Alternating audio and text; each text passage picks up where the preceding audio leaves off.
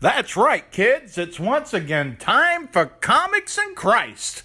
And in today's episode, we are taken over by the Wrestler of Faith podcast. In today's episode, we celebrate the Blue Blazer. Welcome to Comics and Christ presents the Wrestler of Faith podcast. My name is Michael Davis, and today, as I get to wear my Owen James Hart t-shirt, great wrestler from the Hart family out of Calgary, Alberta, Canada.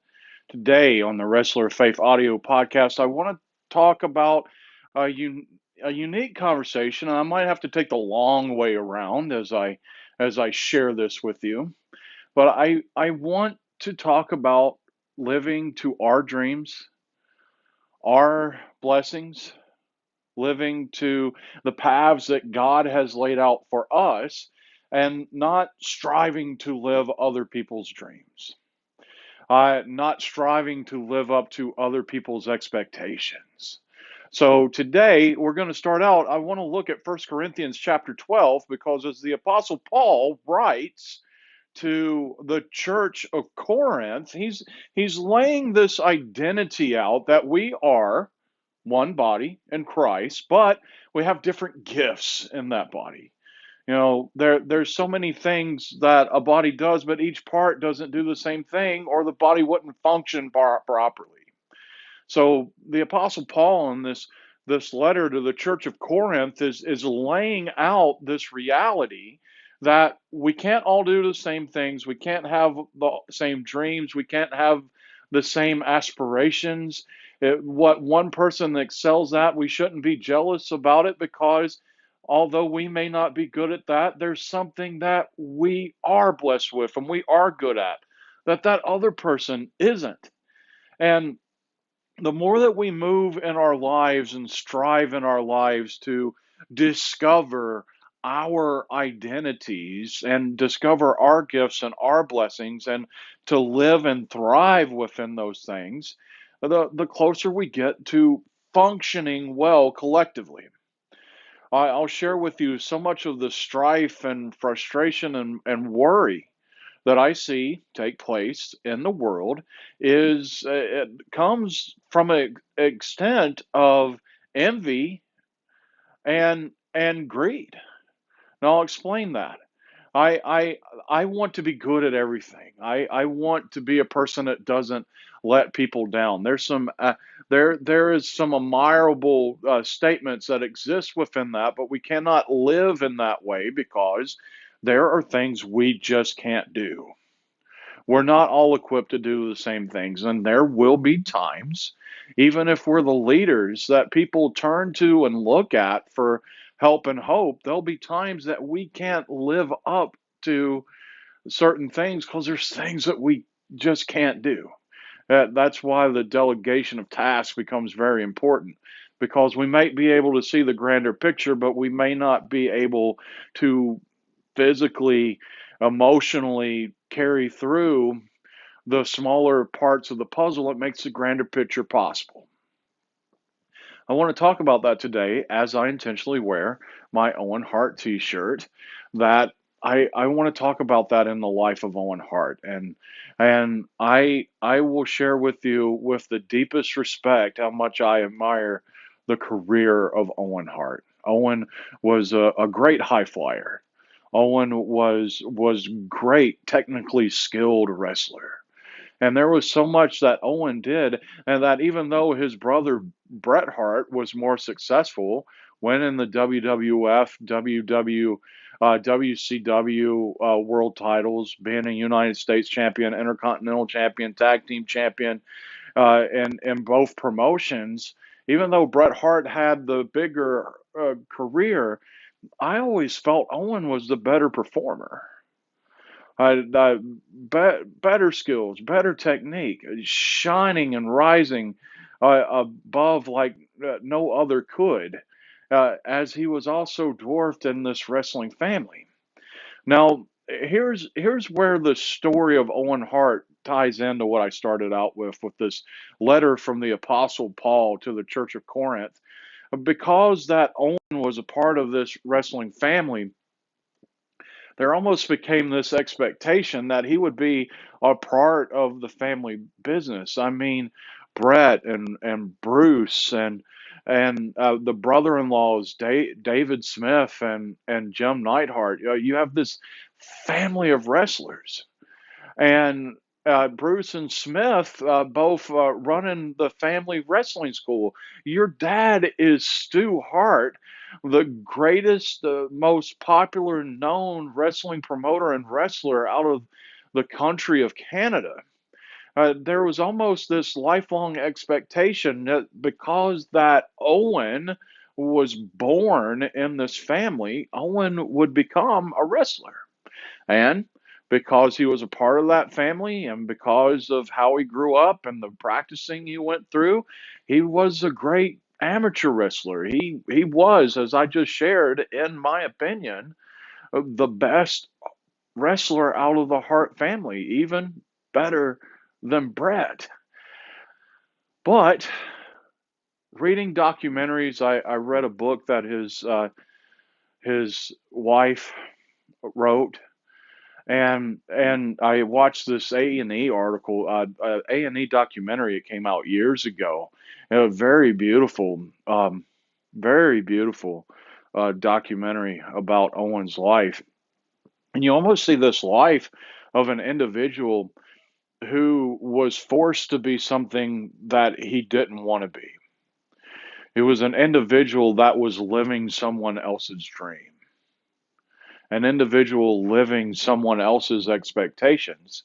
And Owen, even though the pastor at a small church in Oceanside, California, had daydreams as a child of being a professional wrestler, and Owen is living my dream, maybe Owen wasn't living his dream. And we begin to see this image of an individual that was sad. He was sad he couldn't be with his family. He was sad he couldn't be at home for his kids. And there's a lot of sadness in that. Living someone else's dream made even brighter the separation and the loss of the things that Owen really wanted to have. Let's think about that a moment as we go back and we look at the scripture that the Apostle Paul writes to the church of Corinth. We all have our individualized gifts. And there are things that we are skilled and equipped to do. Now, I full-heartedly believe that we can grow, and our gifts and our talents can grow and transform and morph into new things, and we get new tools and we get new paths and we get new things that we can do, and our lives grow and our lives become fruitful for that. And and I believe that. I deeply believe that, even though what I'm about to share. There also comes this thing, even though that we can grow and excel in things that we may not have intended to grow and excel into. Even though that we can grow and excel and do things that and we can touch lives and we can transform the world as we learn and grow and find new tools. But there is still this heart calling that comes into our lives, that there is a path that our heart desires to be on. And I'm not trying to present sort of a predestination philosophy in this. I'm not saying that we all have specific things that God made us to specifically do. I full-heartedly believe that God gave us gifts so that we could do specific things, and I believe that we can grow and transform and do something new. But I also believe within the human nature, the human experience, there are things that we desire to interact with. There are things that feed our souls. And sometimes we neglect the things that feed our souls because we're too busy living someone else's dreams. Let's talk about Owen a little bit more. As I see in this book that Owen's wife wrote, as I watch in this A&E documentary, as even at times I've heard Brett share in different interviews, there was a life that Owen desired. Owen wanted to be a family man. Owen wanted to be a fireman or a school teacher, something that would enable him to be at home with his family so that he could be the present father, so that he could be the present husband, that he could be the present family man. But we see this narrative that laid out in his life that because he was born a heart, there was an expectation. And it may not have been presented to him. I'm not so as I'm having this conversation, I'm not trying to vilify Brett or Stu or Smith or Bruce or anybody. I'm not. But even if that expectation isn't presented, you're still in this lineage that you get caught in the system. And I feel so much of Owen's life was being caught in the system. And then honestly, I mean, how couldn't it be an easy path to go down? I mean, if you want to have a career and if you want to be a provider for your family, if you want to grow a family and be blessed with a large home and money for the kids to go to college and everything, and your family is very successful in a profitable business, you follow the family business. It's what you do. And Owen's life followed that path. So, with me sharing that, please understand, I'm not trying to vilify Stu or Bruce or Smith or Brett of forcing Owen to do something. Owen may not have been forced into doing it, but there is still this path that we find ourselves on that we can see success, but it's not living to our dream. And that's what I'm trying to express right now. Especially, and this is where what I was sharing before.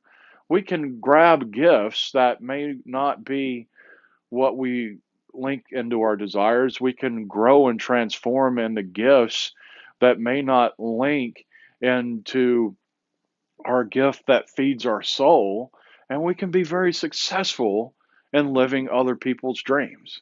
Let's talk about how successful Owen Hart was. I'm multiple time tag team champion in WWE, Intercontinental champion, European champion, uh, uh, uh, world title match against his own brother at WrestleMania. You know, he was top tier. He's in the top tier storyline in the Hart family feud, and Owen was the guy. Now, here's the other end of it, too. You know, even though that we may find ourselves living someone else's dream, and even though that we may find ourselves becoming successful in a career that's not really feeding our spirit, you can also touch other people's lives and make a really strong positive impact in it. Now, I'll share this in complete honesty. I'm going to present the whole person. I'm going to make a statement and then I'm going to give a very clear example that I agree with that I might be wrong. You know, but here's a statement. Owen was loved by most of the locker room. He was a person that played pranks. He made jokes. He tried to do anything possible to make other people laugh. He tried to add to the spirits of other people, and he's very well documented as a prankster in the background. And even though that Owen may have been living other people's dreams, and may not have had his spirit fed through what he was doing. We There's still images of how that you can produce fruits in other people's lives, even though you're stuck on that path. And so here's the contradiction, and I'll feed it and keep the narrative going. When we're not going on the path that's feeding our spirit, feeding our soul, there's times that we'll make critical mistakes and we end up hurting other people. And there's one clearly documented thing that's been shared in documentaries, and I'll share. I'll use the right narratives so I don't get in trouble. Allegedly, Steve Austin is one of the people that does not like Owen Hart, and rightfully so. A tragic incident that happened to Steve Austin. Thankfully, Steve Austin's career did not end, and he was able to come back and he was able to have major success. And Steve Austin was able to become, in my opinion, better than Hogan, better than Flair, the greatest sports entertainer of all time. But the accident in which Owen Hart broke Steve Austin's neck. And the narrative allegedly, I'm using using the legalese. Allegedly, Owen never checked in on him, never asked him if he was okay, and and that and that's a scorned relationship in it. And it's important to share the entire person in this narrative because it makes the narrative more complete. As I shared before I started talking about Stone Cold, I believe that yes, we can live very fruitful lives and produce the opportunity for other people to find fruitful lives when we are living other people's dreams. But when we are not living lives that our spirits are being fed, there will come a time that we make mistakes, that we flounder, and we hurt other people because of it. I want us to think about that because I read this meme the other day and it's very true, and it's the the hard things and the right things are sometimes the same things. And sometimes we have to live hard, challenging lives so that we can get to the places that we're living the lives that our souls are being fed. Sometimes we have to make the hard decisions. We need to break free of the family business so that we can be the person who's living the life that their soul is being fed. Now, I'll share with you that's not easy to do. And I hear so many successful people talk about taking chances. And I'll share with you, I'm not a successful person, and I understand taking chances, you need to have a safety net that is still feeding your family and still taking care of your responsibilities. So there's so many times that I've heard people share just stop and break free and take a chance. Well, that's not true. And for Owen wanting to be a fireman, wanting to be a physical education teacher, he still needed to build the safety net and he needed to be the corporate guy and do as he was told. And so much to the fact that they started asking him to do things that he didn't want to do, which far further the reality that his soul wasn't being fed. And he said no so many times, there came one thing that he had to say yes to so he could keep getting paid. And on May 23rd, 1999, that was the day that Owen Hart died in Kansas City. There was one stunt that they wanted him to do, and he was never comfortable with it, but he said no so many times he found himself in a position that he had to say yes. And that yes was May 23rd, 1999, Kansas City, Missouri. I want us to think about this through.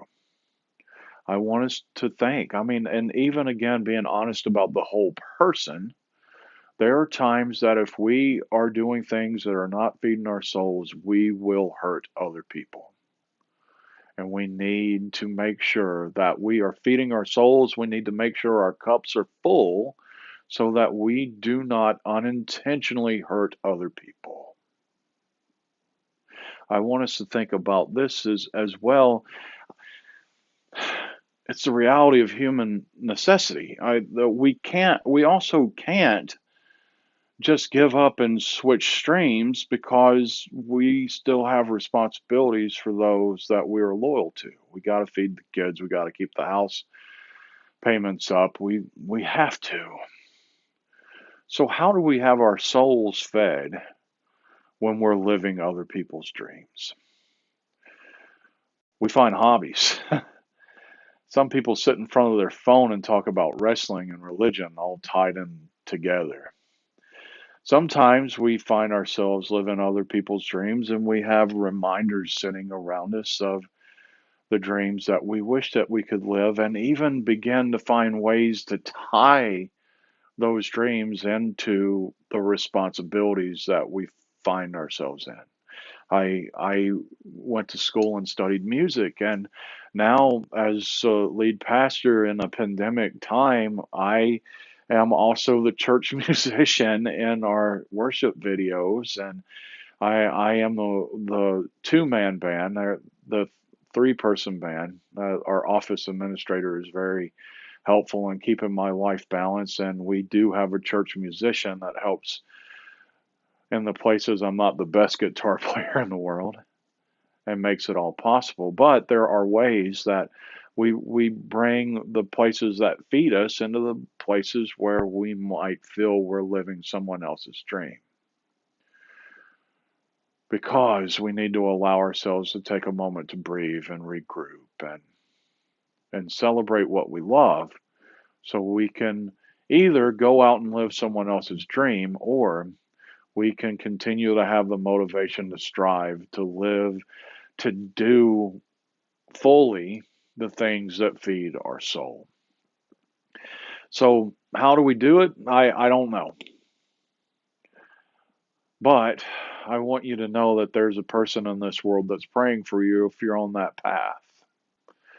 We can be fruitful, productive caregivers to the world while we're living other people's dreams. And we can continue to be in prayerful places that will hopefully continue to open fruitful doors and empower us to do things that touches other people's lives, and we can be servants even though. But I'm going to pray for you through that process as I remember and I celebrate the life of Owen Hart today. May the peace of the Lord Jesus Christ be with you. That was Comics in Christ presents the Wrestler of Faith podcast. Everybody have a week. This has been a presentation of DWO Podcasting.